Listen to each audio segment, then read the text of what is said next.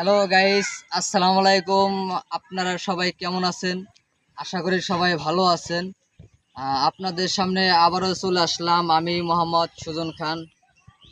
মানিকগঞ্জ জেলায় শিবলা থানায় ষাটগড় তেওতা বিলপাড়া গ্রামের যে রাস্তাঘাটগুলো খুবই ভয়াবহ, বলার মতো না।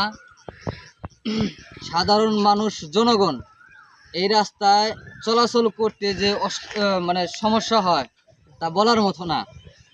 এই গ্রামের যে মানুষগুলো আছে তারা এই রাস্তাঘাটে চলতে গেলে অনেকেই প্রবলেমের ভিতরে পড়ে, অনেক সমস্যার ভিতরে পড়ে।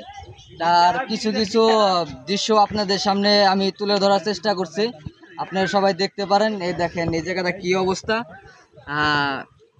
রাস্তাঘাট ভেঙ্গে কিভাবে হয়েছে দেখতে পাচ্ছেন আপনারা।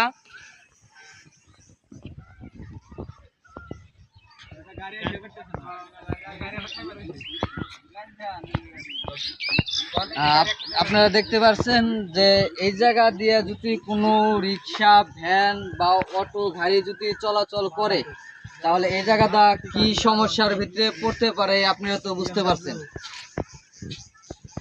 দেখেন এই সব জায়গাটা কি চলা যায়?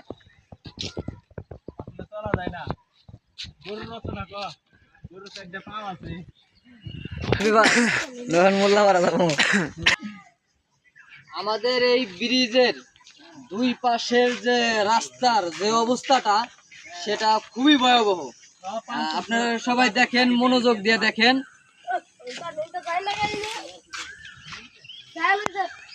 দেখতে পাচ্ছেন আপনারা দুই দিকের কি অবস্থা। এই যে গাড়ি চলাচল করতে পারে না, করলে খুবই প্রবলেমের ভিতরে পড়তে হয়।